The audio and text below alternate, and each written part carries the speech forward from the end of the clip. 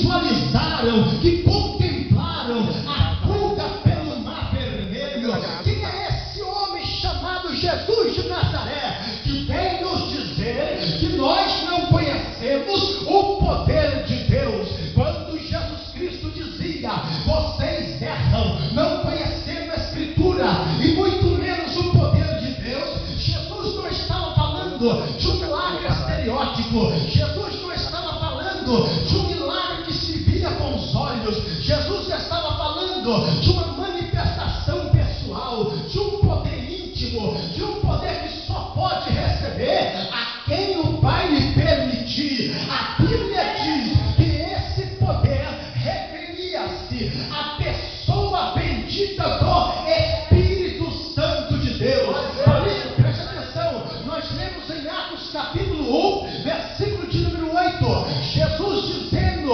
aos apóstolos e mais de 120 pessoas que vivia que estava lhe vendo da seguinte maneira: fica lá em Jerusalém, porque lá do alto há de descer poder, e depois que vocês receberem o Espírito Santo que lhes concederá poder, sereis minhas testemunhas. O que é ser uma testemunha de Jesus? É contar os fatos da forma exata, sem alterar, sem diminuir. Os apóstolos seriam testemunhas oculares de Jesus, porque os apóstolos viram Jesus Cristo crucificado, mas depois ressuscitado. Os apóstolos, principalmente o apóstolo Pedro, um certo dia depois que Jesus morreu, ele ficou totalmente desfalecido, porque o seu mestre havia morrido. E então ele diz aos seus apóstolos, aos apóstolos e amigos de festa: voltemos a pescar. Jesus tinha dado uma ordem na época ainda antes de morrer: saia do trabalho da pesca e você agora será pescador de homem. Nunca mais você será pescador de peixe aí, mas pescador de homem. Quando Jesus Cristo morreu, o apóstolo Pedro perdeu a esperança e chamou logo em seguida os seus amigos que trabalhavam antigamente com ele para voltar ao trabalho secular, para voltar a pescar. E estava ali o apóstolo Pedro pescando. De repente Jesus se apresenta. Quando Jesus se apresenta e diz: sou eu, Jesus, Pedro, diz a Bíblia que ele estava desnudado, ou seja, sem roupa. Ele estava despido das suas vestes. Ele então, com vergonha, pulou dentro da água, e ali então ele ficou percebendo: é o Jesus Nazareno que um dia andou sobre as águas, que agora veio ao meu encontro. E então Jesus foi na Bíblia Sagrada dizendo, a Bíblia diz que Jesus começou a conversar com Pedro, Pedro conversar com Jesus, e Pedro testemunhou que Jesus havia morrido, mas ao terceiro dia Jesus tivera ressuscitado. Jesus Cristo, meu querido irmão, ele ressuscitou para um propósito: para derramar sobre os nossos corações o Espírito Santo de Deus.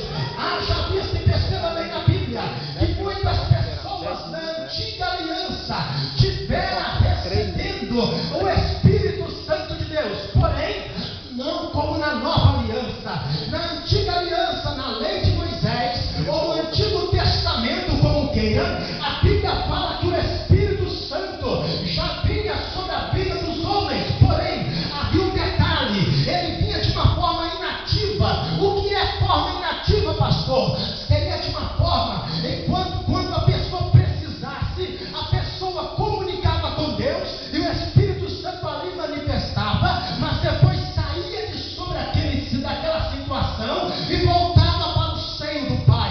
Isso é manifestação de forma inativa. Vou dar uma conjecturação, vou explicar mais ou menos como era a manifestação do Espírito Santo. É semelhante quando você entra dentro do seu quarto e você pega o interruptor e liga, porque você precisa procurar alguma coisa, você não quer ficar no escuro, por isso você usou o interruptor para poder ligar a luz e você procurar alguma coisa no meio do escuro, no meio da situação complicada. Da mesma maneira, o Espírito Santo era como este interruptor. Quando a pessoa tinha alguma coisa para procurar, alguma coisa para receber,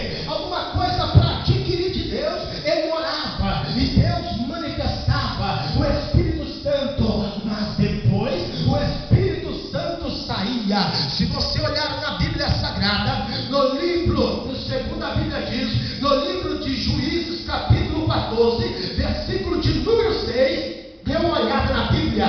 O Espírito do Senhor se apossou dele de tal maneira que ele rasgou de alto a baixo, como quem rasga o cabrito sem ter nada na mão. De quem é que a Bíblia está dizendo? De Sansão. Sansão, ele se viu em uma situação de confronto e ele precisava do Espírito Santo. Então o Espírito Santo se apoderou da vida de Sansão. Por que se apoderou? Porque Sansão não tinha o Espírito Santo como eu e você tem toda hora. O Espírito Santo só vinha em situações de adversidade. O Espírito de Deus se apossou da vida de Sansão. Ele pegou aquele leão, brigou com aquele leão e rasgou o leão pelo meio. A mesma Bíblia diz que a manifestação do Espírito de Deus era de forma inativa, e está escrito em Números capítulo 11, versículo de número 25. Então o Senhor desceu na nuvem e lhe falou, e tirou do Espírito que estava sobre ele e o pôs sobre aqueles 70 anciãos. Quando o Espírito repousou sobre eles, profetizaram. Observe o que eu vou dizer. Quando o Espírito repousou sobre eles, os 70 homens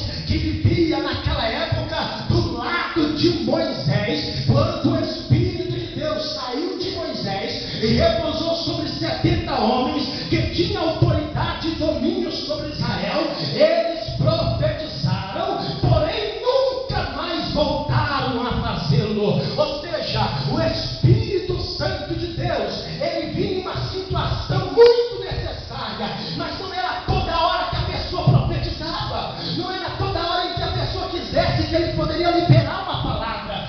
Só vinha quando Deus queria e quando Deus assim bem achasse que era conveniente. A mesma Bíblia diz em Números capítulo 24 e versículo de número 2: levantando Balaão os olhos e vendo Israel acampado segundo as suas tribos, veio, observe a palavra, veio sobre ele o Espírito do Senhor. Se a Bíblia diz que veio, significava que não estava. O Espírito de Deus não ficava com o homem, não estava com o homem.